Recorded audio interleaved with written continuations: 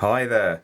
I'd like to talk to you today about some of the incenses that really got me started. And there's none really better to start an incense sort of journey with than good old Champa. Classic Indian incense, for me reminiscent of any kind of market stall, anywhere sort of slightly hippie-ish, sort of art shops and things like that. It's very, very distinctive, very aromatic and smoky. You can normally smell it miles away from any kind of stall that's burning this kind of stuff. Don't let that put you off, though. I mean, it's a really nice product, very, very nice if you like that sort of thing. But one of those things that if you burn it, you'll know pretty quickly whether you like it or not. Very, very distinctive. And as an example of Indian incense, it's really quite interesting just to explore the physical side of it, how they actually make the sticks, because this is a Champa stick, and very typical of all the incense from in India that I've experienced, the sort of the simple ones. It's a bamboo core here that extends all the way through the length of the stick, and the actual scented part here has just been applied by dipping that core in and out of a liquid sort of paste of resin, wood chips, oils and things like that. It sticks onto the bamboo core and it builds it up in layers. And it's very, very, very simple, quite long burning, a little bit smoky for my line. It's not really, I think, suitable for a small house. I found it really quite smoky, quite pungent. And yeah, I think I got through a few boxes, but I never really felt that I enjoyed incense as much as a lot of other people.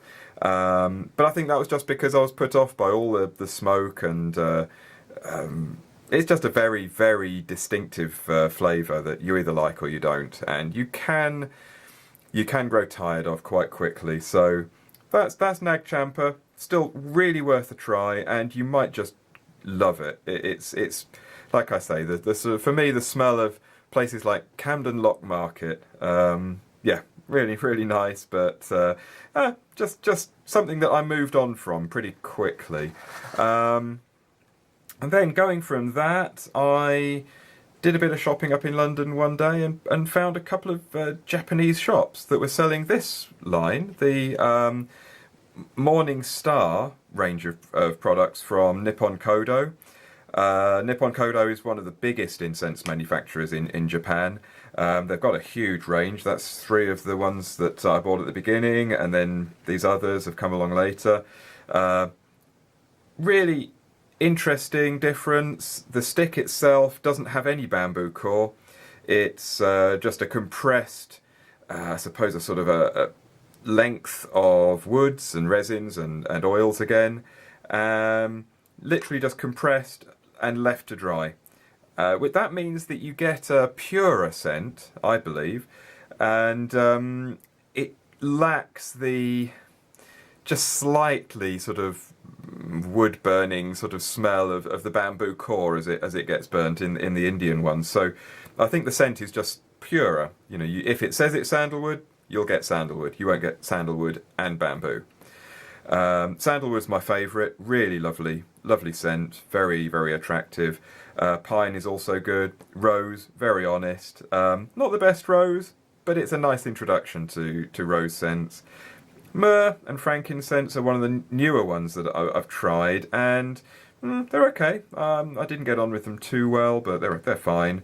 Gardenias, very nice and floral, and yuzu, nice and sort of fruity, sort of slightly citrus.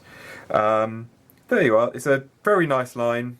If you're going to try and get into Japanese incenses, I really would try the Morning Star range. Very, very cheap as well. I think each box just cost me anything between £2 and £3. You can buy them on eBay and Amazon, and you know it's all very easy to get hold of, and so you can try a complete selection and just see what you like. So I'd really recommend you have a look at those. They also come with a rather snazzy little ceramic Japanese incense holder. It's the sort of the standard free gift with a lot of Japanese incenses. Very cute, works very well. The weight of the sticks is very light, so although this is quite a small holder, it supports it easily without any problems. If you're going to burn something like the Nag Champa, like this, you very often have to purchase something like that, a wooden holder with a little hole at the end, and just put it in, catches the ash in the groove in the middle, and Bob's your uncle, really. Nothing really to worry about. It's only a few quid for the holder.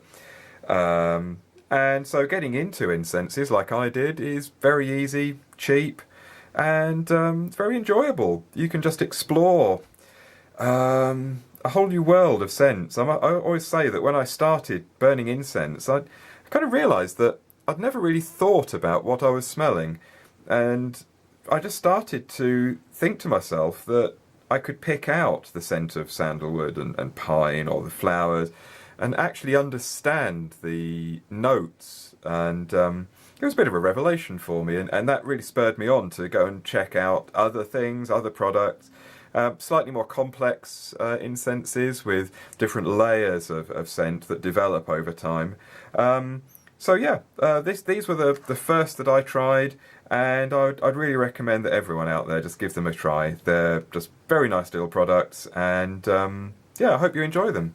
Thank you for listening, and I'll join you in my next video. Thank you.